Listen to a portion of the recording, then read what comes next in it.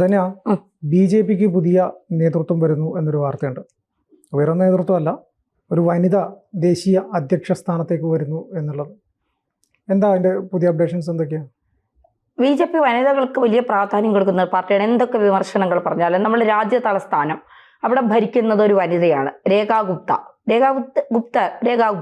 അപ്പൊ അവരാണ് അവിടെ ഭരിക്കുന്നത്. അതുപോലെയാണ് ബി.ജെ.പി പല സ്ഥലങ്ങളിലും വനിതകൾക്ക് വലിയ പ്രാധാന്യവും വനിതകൾക്ക് മുന്നോട്ട് വരാനുള്ള പല പദ്ധതികളും ഒക്കെ പലപ്പോഴും ഒരുക്കിയിട്ടുണ്ട് എന്നുള്ളതാണ്. പക്ഷേ ഈ മോദി, നദ്ദ, അമിത്ഷാ ചേരുമ്പോഴുണ്ടാകുന്ന ഒരു കൂട്ടുകെട്ട്, വലിയ വിജയത്തിലേക്ക് എത്തിക്കുന്ന ഒരു കൂട്ടുകെട്ട്, അതായത് അമിത്ഷായുടെ ചാണക്യതന്ത്രം, മോദിയുടെ ഒരു രംഗപ്രവേശനം, അല്ലെങ്കിൽ മോദിയുടെ മോദിയെ മുൻനിർത്തിക്കൊണ്ട് അമിത്ഷായുടെ ഒരു ചാണക്യതന്ത്രം, നദ്ദയുടെ എല്ലാത്തിനെയും പ്ലാൻ ചെയ്യാനുള്ള ഒരു കഴിവ്, ഇതൊക്കെയാണ് ബി.ജെ.പി കാലാകാലങ്ങളായി, അതായത് കുറെ വർഷമായിട്ട് ബി.ജെ.പി ഇങ്ങനെ വളർത്തിക്കൊണ്ടിരിക്കുന്നത് എന്നുള്ളതൊരു യാഥാർത്ഥ്യം തന്നെയാണ്. അവിടേക്കാണ് ഇപ്പോൾ നദ്ദ മാറിയിട്ട്, ദേശീയ അധ്യക്ഷ സ്ഥാനത്ത് നിന്ന് നദ്ദ മാറിയിട്ട് ഒരു വനിതയെ കൊണ്ടുവരാൻ ബി.ജെ.പി പ്ലാൻ ചെയ്യുന്നത്.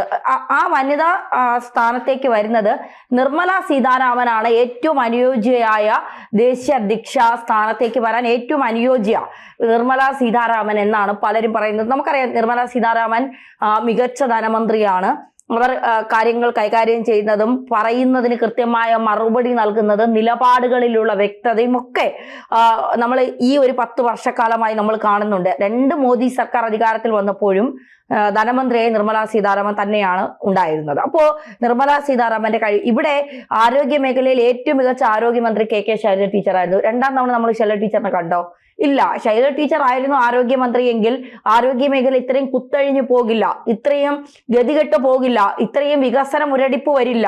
ഒരു വീഴ്ചകൾ ഇപ്പോ നിപ്പ ഉണ്ടായ സമയത്ത് കോഴിക്കോട് അവരോടൊപ്പം പോയി നിന്ന് മരിക്കുന്നെങ്കിൽ നിങ്ങളോടൊപ്പം ഞാനുമുണ്ട് എന്ന് പറഞ്ഞ് ധൈര്യമായി ചെന്ന് നിന്ന ഒരു ആരോഗ്യമന്ത്രിയാണ് ശൈലജ ടീച്ചർ. ആരോഗ്യമന്ത്രി ആയിരുന്നപ്പോൾ കോവിഡിനെ പോലും കേരളത്തിലെ ജനങ്ങൾക്ക് ഭയമില്ലായിരുന്നു. കാരണം ശൈലജ ടീച്ചർ ഉണ്ട്, എന്ത് വന്നാലും ഒപ്പമുണ്ട് എന്നുള്ളത്. ടീച്ചർ ആരോഗ്യമന്ത്രിയുടെ സമയത്ത് രാത്രി 2 മണിക്കും 3 മണിക്കും വരെ ടീച്ചറെ ഫോൺ ചെയ്ത ആളുകളുണ്ട്.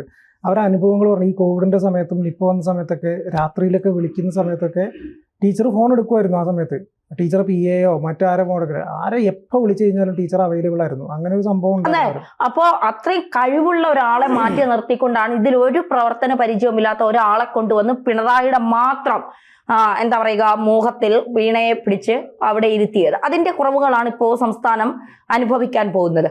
ഇവിടെ നിർമ്മല സീതാരാമനെ പോലുള്ള അല്ലെങ്കിൽ അത്ര ശക്തയായ വനിതകളെ കൊണ്ടുവന്നാൽ കുറച്ചുകൂടി വനിതാ പ്രാതിനിധ്യം കൂടുകയും അതിലൂടെ ഒരുപാട് വനിതകൾക്ക് കടന്നു വരാനുള്ള അവസരം കിട്ടുകയും ചെയ്യും. ഇപ്പൊ കോൺഗ്രസിലൊക്കെ നമ്മൾ എടുത്താൽ ആകെ കൂടെ നമുക്ക് പറയാൻ പറ്റുന്ന ഒരു പേര് കേരളത്തിൽ ബിന്ദു കൃഷ്ണ. അല്ല, എന്ത് പറഞ്ഞാൽ അങ്ങനെ ഒരു പേര് നാട്ടുകാർക്ക് അറിയാവൂ. ഇപ്പൊ ഇല്ല. ഇപ്പൊ അറിയാന്നുള്ള ഒരു പേര് സോണിയാഗാന്ധി, ഇന്ദിരാഗാന്ധി, സോണിയാഗാന്ധി, പ്രിയങ്ക ഗാന്ധി. ഇതിലപ്പുറം ഒരു പേര് അവർക്കറിയില്ല. അപ്പുറത്താണെങ്കിൽ പിണറായി എന്ന പേരല്ലാതെ വേറൊരു പേര്, പിന്നെ വീണ വിജയൻ. ഈ 2 പേര് കേരളത്തിലെ ജനങ്ങൾക്ക് അറിയാവും. വനിതാ പ്രാതിനിധ്യം ഈ 2 പാർട്ടിയിലില്ല. പക്ഷെ ബി.ജെ.പിയെ സംബന്ധിച്ച് അവർ ഈ വളർന്നു വന്നുകൊണ്ടിരിക്കുന്ന പാർട്ടി ആയതുകൊണ്ട് അവർക്കറിയാം എവിടെ എങ്ങനെ പ്രയോഗിച്ചാൽ ജനങ്ങളൊപ്പം നിൽക്കുമെന്ന്. അതുകൊണ്ട് കൃത്യമായി അവരത് പ്രയോഗിക്കുന്നുമുണ്ട് എന്നുള്ളതാണ്. ഇപ്പോൾ നിർമ്മല സീതാരാമനെ ആ സ്ഥാനത്തേക്ക് കൊണ്ടുവന്നാൽ കുറച്ചുകൂടി ബി.ജെ.പിക്ക് ഇപ്പോൾ ബി.ജെ.പിയുടെ തന്ത്രങ്ങൾ കുറച്ചുകൂടി എളുപ്പത്തിലാക്കാൻ നിർമ്മല സീതാരാമന് കഴിയും എന്നുള്ളത് കൊണ്ട് തന്നെയാണ് നിർമ്മല സീതാരാമനെ ആ സ്ഥാനത്തേക്ക് പരിഗണിക്കുക. ഇനി നിർമ്മല സീതാരാമൻ മാത്രമല്ല, മറ്റേ പലരും ആ സാധ്യതയിലേക്കുണ്ട് എന്നാണ് പറയുന്നത്. ബി.ജെ.പിയുടെ ആന്ധ്രാപ്രദേശ് മുൻ സംസ്ഥാന പ്രസിഡന്റ് D. പുനന്ദരേശ്വരിയാണ് മറ്റൊരു പ്രധാന പേര്. ബഹുഭാഷാ നേതാവായ പുനന്ദരേശ്വരിക്ക് രാഷ്ട്രീയ മേഖലകളിലെല്ലാം മികച്ച ട്രാക്ക് റെക്കോർഡുണ്ട്.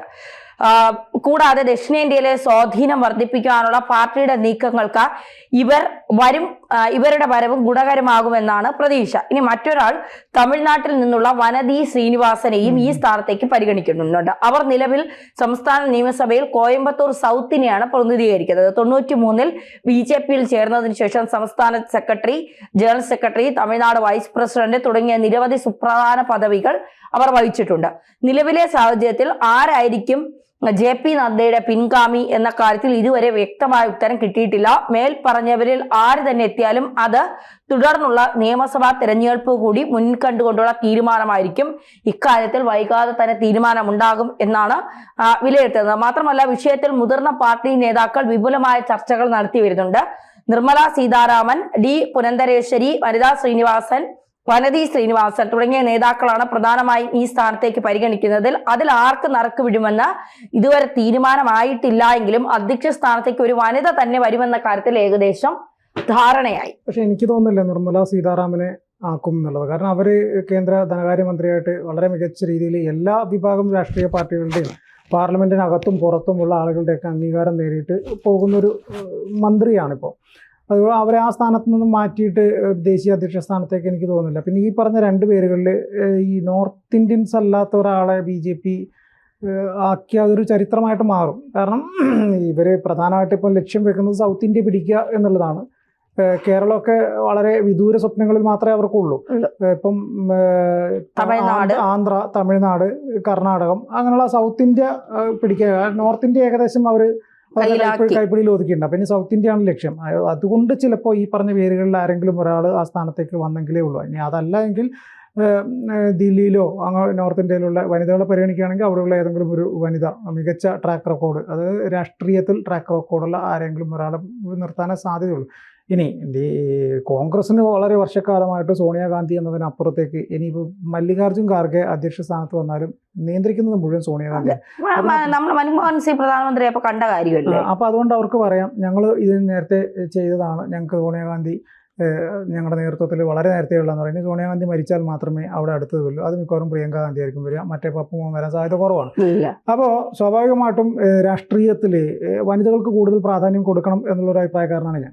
വനിതകൾക്ക് അവരുടേതായ പ്രാധാന്യം കിട്ടണം. അവർ രാഷ്ട്രീയത്തിലായാലും ഏത് മേഖലകളിലായാലും അവർക്ക് അതിൻ്റെതായ പ്രാധാന്യം കൊടുത്ത് അവർ അംഗീകരിക്കണം എന്നാണ് എൻ്റെ ഒരു പക്ഷം. അതുകൊണ്ട് BJP അങ്ങനെ ഒരു നീക്കം അവരുടെ പ്ലാനിങ്ങിൽ ഉണ്ടെങ്കിൽ വളരെ നല്ലൊരു തീരുമാനമാണ്. നേരത്തെ രാജ്നാഥ് സിംഗും നിതിൻ ഗഡ്കരിയും ഒക്കെ ഇരുന്ന സീറ്റാണ്. അവർ അതിനുശേഷം നദ്ദയും വളരെ നല്ല രീതിയിൽ തന്നെ അവർക്ക് അവരുടെ പാർട്ടിയെ കുറച്ച് മുന്നോട്ട് കൊണ്ടുവരാൻ വേണ്ടിയിട്ട് അവർക്ക് സാധിച്ചിട്ടുണ്ട്. ഒരുപാട് കോൺഗ്രസിന്റെ മുതിർന്ന പല നേതാക്കന്മാരെയും അവർക്ക് പാർട്ടിയിലേക്ക് കൊണ്ടുവരാൻ പറ്റിയിട്ടുണ്ട്. കേരളത്തിൽ നിന്ന് തന്നെ ആരെയൊക്കെ അവർ പാർട്ടിയിലേക്ക് കൊണ്ടുവന്നിട്ടുണ്ട്. ഇപ്പം കേരളത്തിൽ രാജീവ് ചന്ദ്രശേഖരനെ ഇവിടെ കൊണ്ടുവന്നതൊക്കെ കൃത്യമായി പ്ലാൻ ചെയ്തിട്ട് തന്നെയാണ്. അല്ലാണ്ട് ഇവിടെയുള്ള മറ്റേ സുരേന്ദ്രനും MD രമേശ്, ശോഭാ സുരേന്ദ്രൻ അങ്ങനെയുള്ള നേതാക്കന്മാരാരും പരിഗണിക്കാതെ പുതിയ ഒരാളെ പുറത്തു കൊണ്ടുവന്നിട്ടുണ്ടെങ്കിൽ നേരത്തെ ഈ വരാൻ പോകുന്ന നിയമസഭാ തെരഞ്ഞെടുപ്പെല്ലാം മുന്നിൽ കണ്ട് കുറച്ച് ആളുകളെയൊക്കെ പാർട്ടിയിലേക്ക് കൊണ്ടുവരാൻ വേണ്ടിയൊക്കെ തന്നെയാണ്. അതിൽ കൃത്യമായിട്ടുള്ള സ്ട്രാറ്റജി വർക്കൗട്ട് ചെയ്യുന്നത്. BJPയെ സംബന്ധിച്ചിടത്തോളം അവർക്ക് ഫണ്ടിന് യാതൊരു പ്രശ്നമില്ലാത്തതുകൊണ്ട് ഏത് സംസ്ഥാനത്ത് ഏത് രീതിയിൽ പിടിക്കണമെങ്കിലും അവർക്ക് കറക്റ്റ് സ്ട്രാറ്റജി പ്ലാൻ ചെയ്ത് കഴിഞ്ഞാൽ അത് വർക്കൗട്ട് ആക്കാനുള്ള സംവിധാനം അവർക്ക് നിലവിലുണ്ട്. പിന്നെ 10,000 ഗ്രൂപ്പുകളൊന്നും ഇല്ലല്ലോ. അതെ, കേരളത്തിലല്ലേ ഈ ഗ്രൂപ്പുകൾ ഉണ്ടെങ്കിലും പേരുകൾ തമ്മിൽ ഇല്ലല്ലോ. ഒറ്റ പേരല്ലേ ഉള്ളൂ, BJP അല്ലെങ്കിൽ NDA. അതെ, ഇതിലപ്പുറം ABCDFGH ഒക്കെ ഇല്ലല്ലോ. ഇല്ല. അപ്പം അതുകൊണ്ട് തന്നെ ഈ BJPയെ സംബന്ധിച്ചിടത്തോളം കോർപ്പറേറ്റുകളെല്ലാം ഭരണത്തിൽ ഉള്ളതുകൊണ്ട് കോർപ്പറേറ്റുകളെല്ലാം കൂടെ നിൽക്കുന്നുണ്ട്. അവർക്ക് സ്വാഭാവികമായിട്ടും ഒരു സൗത്ത് ഇന്ത്യ പിടിക്കണം എന്നുണ്ടെങ്കിൽ നല്ല ഫണ്ട് ഇറക്കിയിട്ടാണെങ്കിലും അവരുടെ പ്രവർത്തനങ്ങൾ കൃത്യമായിട്ട് ഏകോപിപ്പിച്ച് മുന്നോട്ട് കൊണ്ടുപോയിട്ടാണെങ്കിലും അവർക്കത് ചെയ്യാൻ സാധിക്കും. എന്തായാലും നിലവിലെ സാഹചര്യത്തിൽ ഒരു വനിതയെ BJP ദേശീയ രാഷ്ട്രീയത്തിൻ്റെ അവരുടെ ഒരു അധ്യക്ഷ സ്ഥാനത്തേക്ക് കൊണ്ടുവരികയാണെങ്കിൽ അതൊരു മികച്ച തീരുമാനമായിരിക്കും എന്ന് തന്നെയാണ് എനിക്ക് പറയാനുള്ളത്. തീർച്ചയായിട്ടും എനിക്ക് അങ്ങനെ തന്നെയാണ് തോന്നുന്നത്. വനിതകൾക്ക് കൂടുതൽ പ്രാധാന്യം കൊടുക്കുമ്പോൾ കൂടുതൽ വനിതകൾ പാർട്ടിയിലേക്ക് വരാൻ അവസരങ്ങൾ ഉണ്ടാകും. കൂടുതൽ വനിതാ പ്രാതിനിധ്യമുള്ള പദ്ധതികൾ ഉണ്ടാകാനുള്ള സാധ്യതകൾ ഉണ്ടാകും.